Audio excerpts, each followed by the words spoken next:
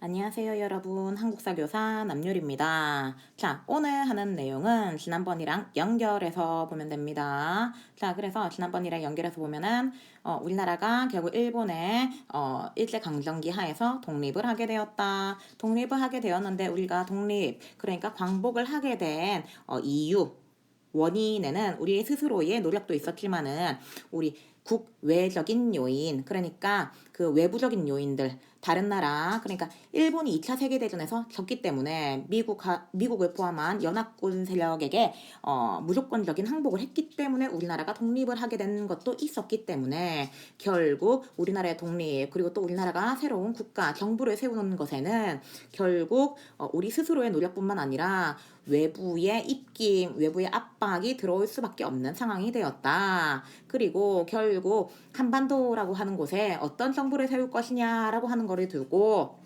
세계 여러 강대국들이 회의를 하였는데 그 회의에는 이것저것들 여러 가지가 있었다. 대표적인 거 지난 시간에 마지막에 배울 때 모스크바 3국 외상회의가 있었는데 이 모스크바 3국 외상회의에서는 세 가지 내용을 결정하였다. 하나는 한국의 임시적인 민주정부 수립한다. 두 번째는 미소공동위원회를 개최한다. 세 번째는 이 미소영중의 합의하에 한반도 최장 5년간의 신탁 통치를 실시한다라고 하는 결론이었어요. 하지만 이 내용을 둘러싸고 우리 국내의 정치 세력들이 좌익과 우익으로 나뉘어서 대립을 하게 되는 그런 현상이 일어나게 되었고 결국 이렇게 잘못 전해진 소식으로 인하여 나뉘어진 우리 정치 세력들로 인하여 결국 이것은 한반도가 남한이랑 북한으로 분단되게 되는 결과까지 가져오게 되었다라고 하는 내용을 지난 시간에 했습니다.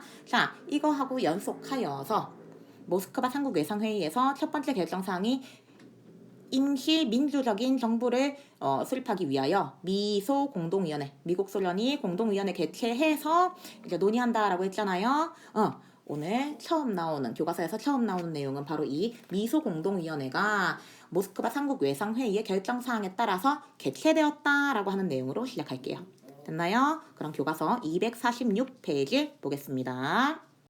자, 여기 있는 내용들은 막 그렇게 어려운 내용들은 없고 그냥 우리나라 역사가 대한민국이라고 하는 하나의 국가 정부를 세우기 전까지 이런 사건들이 일어났고 이렇게 흘러갔다라고 알면 되는 거거든요. 그래서 내가 옛날 이야기 해주는 것처럼 이야기를 할 테니까 모르는 거 있으면 여러분 댓글을 달거나 해서 질문을 하도록 하세요. 여러분이 1대1 채팅으로 보통 질문을 하면 내가 학교 전화로 전화를 합니다. 그러니까 055-330-1354 1354 이거 전화 오면은 남유리 쌤이구나 해서 그냥 받으면 돼요. 스팸 아닙니다. 자, 그럼 교과서 볼게요.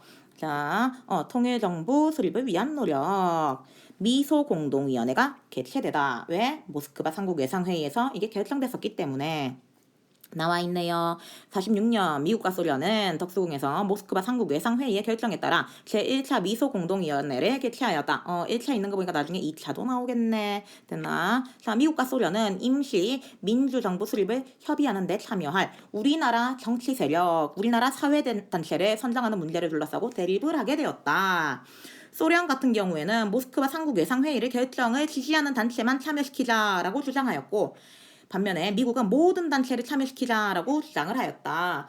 미국은 역시 자유민주주의 국가고 소련은 정말 편협한 단체구나 라고 생각하면 안 됩니다. 지금 이 상황에서는 소련이나 미국이나 자기한테 유리한 나라를 세우기 위한 목적을 가지고 있어요. 미국 같은 경우에는 한반도에 민주, 자유, 자본주의 정부가 만들어졌으면 좋겠다라고 하는 거고 소련 같은 경우에는 사회주의, 공산주의 정부가 들어섰으면 좋겠다 하는 거예요. 그런데 모스크바 3국 외상회의의 결정을 지지하는 단체는 좌익 사회주의 단체잖아요. 그러니까 소련은 얘들만 참여시키자라고 주장하는 거고 미국은 자기 편을 데리고 와야 되는데 자기 편 애들이 하필이면은 모스크바 3국 외상회의 플러스 신탁통치에 반대를 하잖아. 그러니까 반대하는 애들을 참여시키자고 말하기가 찝찝하니까 그냥 전부 다 참여시키자라고 주장했던 거예요. 소련이 뭐 못됐고 미국이 착하고 이런 게 아니라 자신의 이해관계 때문에 그런 주장을 했던 겁니다. 여튼간 결국 제1차 미소공동위원회는 결국 어느 단체를 참여시키냐라고 하는 문제 가지고 계속 싸우다가 다음 일정을 잡지 못하고 결렬되었다. 이 상황을 지켜본 이승만은 전라북도 정읍에서 뭐라고 이야기했느냐? 남한만이라도 먼저 정부를 수립하자라고 하는 정읍 발언을 하게 됩니다. 남한만의 단독 정부 수립. 충격적인 이야기예요. 이 사람이 맨 처음 이야기합니다. 그리고 나서 우리나라 정치 세력 자체가 좌익은 물론 한국 독립당 물론 우익 세력까지 와 이거 미친 거 아니야 라고 반발을 하게 됩니다. 됐나요? 이승만이 이런 이야기 하는 거 보고 이제 사람들이 불안감을 느끼게 되면서 특히 좌익도 우익도 그냥 아닌 중도 세력이라고 하는 사람들이 와 잘못하면 진짜 우리나라가 반반 나누어지겠다. 우리 그거를 대비하기 위하여 우리 무조건 통일된 정부를 만들자라고 해서 여운형과 김규식 등 중도 세력이 제1차 미소공동위원회 결렬 그리고 이승만의 정읍 발언 등으로 남북 분단의 가능성이 높아지자 통일정부 수립을 위해 좌우합작위원회라고 하는 단체를 조직하였다. 우리가 가운데 있는 사람들이니까 좌익과 우익의 대립을 우리가 조정을 해줄게 라고 하는 단체였어요. 이름이 정말 어떻게 보면 정직한 단체죠. 어떤 목적의 단체인지 딱 보여요. 좌우합작위원회. 자, 그래서 좌우합작위원회는 자 이거 시험에 많이 나옵니다. 여러분이 착각하는 경우 많아요. 미국도 이때는 남한과 북한이 나눠지는 거 원하지 않았어요. 그래서 미국이 이 좌우합작위원회를 도와줬습니다. 처음에는. 그래서 좌우합작위원회는 미 군정의 지지를 받으며 좌우합작을 시도하였다.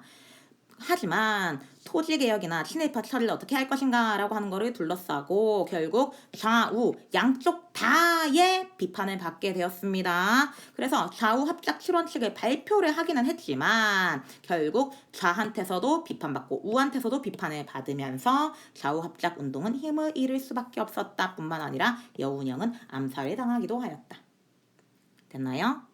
오케이. 자 그러면은 우리 이 페이지에 있었던 거는 미소공동위원회 일어났다. 하지만 어떤 단체를 참여시킬지 라고 하는 주제를 가지고 미국 소련이 계속 다투다가 합의를 보지 못했고 결렬되었다. 이승만은 이런 상황을 본 다음에 야 우리 그냥 남한만이라도 정부 수립하자라고 하는 정읍 발언을 하게 되었다. 이거에 대해 위기감을 느꼈던 중도 세력 여운형과 김규식은 좌우합작위원회를 조직하였고 미 군정도 이거를 지지해주면서 좀 잘 될 분위기가 보이나? 라고 했지만은 좌우합작위원회는 결국 좌한테서도 우한테서도 비난을 받게 되면서 힘을 잃을 수밖에 없었다.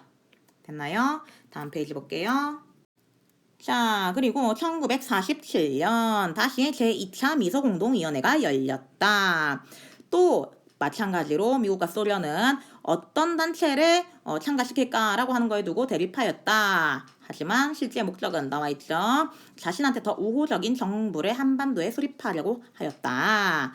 이거 결국 2차 미소공동위원회 역시 결렬되게 되었고 미국은 이제 안되겠다. 우리 소련이랑 대화가 안 통한다. 결국 미국의 입김이 가장 잘 먹히는 어디에서 처리하자? 한반도 문제를 유엔으로 가져갔다. 그러니까 당연히 소련은 야 유엔 그거 거의 미국 말밖에 안 듣잖아 라고 하면서 소련은 한반도 문제를 유엔에서 다룰 수 없다라고 반대하면서 한반도에서 외국 군대를 아예 철수하자라고 주장하였다. 결국 소련 대표가 참석하지 않은 가운데 열린 유엔 총회는 어떤 결정을 내리느냐. 인구 비례에 따라서 남북한 총선거를 실시하기로 결의하였다. 총선거라고 하는 거는 국회의원 선거죠. 자 되게 나쁘지 않은 것 같은데 합리적인 것 같은데 노노노노노노 인구가 아무래도 남한이 많고 북한이 적었습니다. 비율로 치면은 북한에 살고 있던 사람들이 3분의 1 남한에 살고 있던 사람들이 3분의 2야. 그럼 당연히 인구 비례에 따라서 국회의원을 뽑으니까 국회의원 전체 인원 중에 3분의 1은 사회주의 성격이 강할 거고 3분의 2는 민주주의, 자유주의, 자본주의 성격이 강한 미국 성격이 강한 사람들이 뽑힐 가능성이 많은 거예요. 그러니까 당연히 이 결론을 소련이 좋아하겠나 싫어하겠나? 당연히 싫어하겠지. 유엔 총회 결의에 따라 유엔 한국 임시위원단이 한반도에 파견되었지만 소련이 들어오면 뒤진다라고 하면서 북한으로 들어오지 못하게 총질을 하였다. 결국 1948년 2월 유엔은 소총회를 열어서 임시위원단에 접근이 가능한 지역 남한이죠. 에서만이라도 총선거를 실시하기로 결정하였다. 됐나? 어머나 결국 남한만 총선거를 하게 되면은 남한만 정부 수립하는 게 거의 눈앞에 이제 결정이 되게 된 상황이에요. 그러다 보니까 말도 안 돼라고 하면서 김구, 김규식 같은 이제 우익의 사람들이 한반도의 분단을 초래하면 안 된다라고 하면서 강력히 반대하였다. 당연히 앞에서 정읍 발언했었던 이승만 같은 경우에는 겁나 좋아했었겠죠. 그리고 김구하고 김규식은 단독 선거에 반대하며 분단을 막기 위해서 북한의 김일성, 김두봉 같은 지도자들한테 야 우리 만나서 회의하자. 우리 나눠주면 안 되잖아. 라고 하는 회의를 제시하게 됩니다. 우리는 이것을 남북협상이라 불러요. 자, 하지만 이땐 이미 거의 늦은 상태였습니다. 김구와 김규식이 남북협상을 제기를 했을 때 김일성 역시 북한만의 정부를 수립하기 위한 웬만한 준비는 다 된 상황이었대요. 그래서 이 남북협상이라고 하는 것은 사실 북한의 김구가 와서 이야기를 한다. 김구와 김일성이 거의 동급이다라고 하는 걸 보여주는 약간 퍼포먼스? 김일성을 그걸 노린 거죠. 자, 김구는 그러면은 자기가 그렇게 김일성한테 정치적으로 이용된다라고 하는 걸 알고 갔을까요? 모르고 갔을까요? 알고 갔어요. 알았지만 그럼에도 불구하고 자기가 이용될 수 있지만 그럼에도 불구하고 혹시나 만에 하나 남한과 북한이 이번 기회로 인하여 하나로 통일된 정부를 만들 수 있다면 자신은 이용당해도 좋다라고 해서 김구는 갔던 거였고 결국 이제 이게 나쁜 방향으로 이루어지게 됩니다. 남북 협상 해봤자 아무 소용 없었고 남한도 단독 정부, 북한도 단독 정부를 세우게 되었다라고 하는 게 결국 결론이었어요. 됐나요? 오케이, 다음 페이지 넘어갈게요. 지금 우리는 워낙에 오랫동안 남한, 북한이라고 하는 갈라진 분단된 나라에 살고 있기 때문에 뭐 그래 남한 계속 나눠져 있고 북한도 계속 뭐 지네 알아서 살면 되지. 뭐 통일할 필요 있나 라고 생각을 하지만은 이때는 너무 충격적인 일이었습니다. 그래서 절대 단독 정부 남한 북한 이렇게 갈라지면 안 된다 라고 하면서 우리나라 안에서도 엄청난 이제 거부 반응, 반항, 저항이 많이 일어났습니다. 대표적인 사건이 바로 제주 4.3 사건이 있었고 그리고 또 이 제주 4.3 사건을 이제 진압하기 위하여 일부러 여수 순천에 있었던 군대들한테 야 제주도 가! 라고 했거든요. 하지만 이들 역시 나도 단독 정부 수립에 반대한다 라고 하면서 들고 일어났었던 여수 순천 사건, 여순 사건이라고 하는 두 가지 사건이 있습니다. 자세히는 이야기 못해요. 하지만 내가 제주 4.3 사건과 관련된 동영상은 올려놓을 테니까 꼭 보도록 하세요. 됐죠? 엄청나게 많은 6.25 전쟁 다음으로 크게 민간인 피해가 일어났었던 끔찍한 충격적인 사건이었다라고 하는 거 보시면 됩니다. 다음 넘어갈게요. 자, 이것은 무엇이냐? 인터넷 검색해보니까 내가 굳이 정리를 안 하더라도 너무나도 정리가 잘 된 자료가 있더라고요. 내가 만든 거 아닙니다. 요 밑에 나와있죠? 우수 돼 있죠? 우수라는 분이 만들었어요. 여러분, 이 자료도 올려놓을 테니까 여러분 보고 참고하도록 하세요. 자, 이 파트는 지난번 배웠던 내용이랑 오늘 배웠던 내용이랑 전부 다 요약되어 있는 거예요. 옆이 시끄럽죠? 지금 두 마리가 싸우고 있습니다. 좀 시끄럽더라도 양해해 주세요. 자, 이 파트에서 제일 시험에 많이 나오는 게 뭐냐면은 여기 있는 순서예요, 순서. 됐나? 간단하게는 여러분이 일단 순서부터 전부 다 이해를 해야 됩니다. 그리고 또 요 밑에 보니까 전부 다 그 사건들에 대한 자세한 내용, 시험에 자주 나오는 키워드들이 언급이 돼 있어요. 됐나요? 그러니까 우리 이거 한번 보고 정리를 하도록 합시다.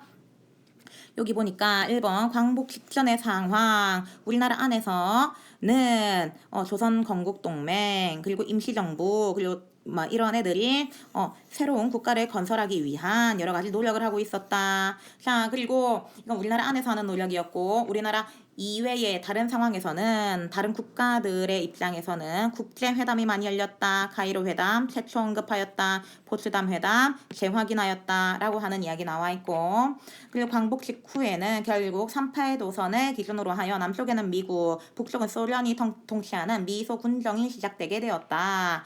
자, 그리고 또 광복을 했었던 광복절 그 바로 그날 건국동맹이 조선건국준비위원회로 바뀌게 되었지만은 그리고 이런 것들 저런 것들 하면서 국가를 선포하기도 했지만은 결국 이게 너무 사회주의적인 색깔이 강하다 보니까 미군정은 이들이 인정하지 않았다라고 하는 내용 했었습니다. 자, 정부 수립 과정 있습니다. 일단 대한민국에 하나의 정부를 세워주기 위하여 나라들이 모여서 회의를 합니다. 모스크바 삼국외상회의 지난 시간에 했던 거 미, 소, 영이 모여서 여러 가지 의견의 논의를 합니다. 중요한 거 세 가지 내용이 있었어요. 자, 하지만 그 세 가지 내용 중에서 우리나라에 부각되어서 보도가 됐었던 거는 신탁 통치에 관련된 내용뿐이었습니다. 자, 그리하여 이것 때문에 좌익 우익이 나누어지면서 결국 분열하여 싸우게 되는 계기가 되었다라고 하는 거. 자, 1차 미소 공동위원회가 열립니다. 하지만 누구를 참여시키느냐라고 하는 문제를 두고 미소 공동이 이제 두 나라가 합의를 보지 못하였고 결국 무기한 휴회를 하게 됩니다. 이 상황을 보고 있었던 이승만은 결국 정읍 발언을 통해서 남한만의 단독 정보 수립을 주장하게 되었고 이거에 대해서 불안감을 느꼈던 좌도 우도 아닌 중도파 여운형, 김규식 같은 사람들이 미 군정의 도움을 받아 좌우합작위원회라고 하는 것을 조직하여 좌와 우를 이제 좀 조율하려고 하였지만 결국 이들은 미 군정한테도 이제 더 이상 지원을 받지 못하였고 좌우 양쪽의 비난을 받게 되면서 결국 흐지부지 되었다. 여운형은 암살되게 되었다. 자, 2차 미소 공동위원회 열리게 되었다. 하지만 이 역시 제대로 된 결과를 내지 못하였다. 결국 미국은 소련이랑 이야기 더 이상 못하겠어 라고 하면서 한반도 문제를 유엔으로 이관하였다. 하지만 이거에 대해서 당연히 소련은 반대하는 입장을 보였고 유엔 같은 경우에는 인구 비례에 따른 총선거를 제시를 하였다. 그리고 이제 임시위원단이 파견되었으나 북한에 들어가지 못하게 되면서 결국 유엔 소총회에서는 무엇을 결의하느냐?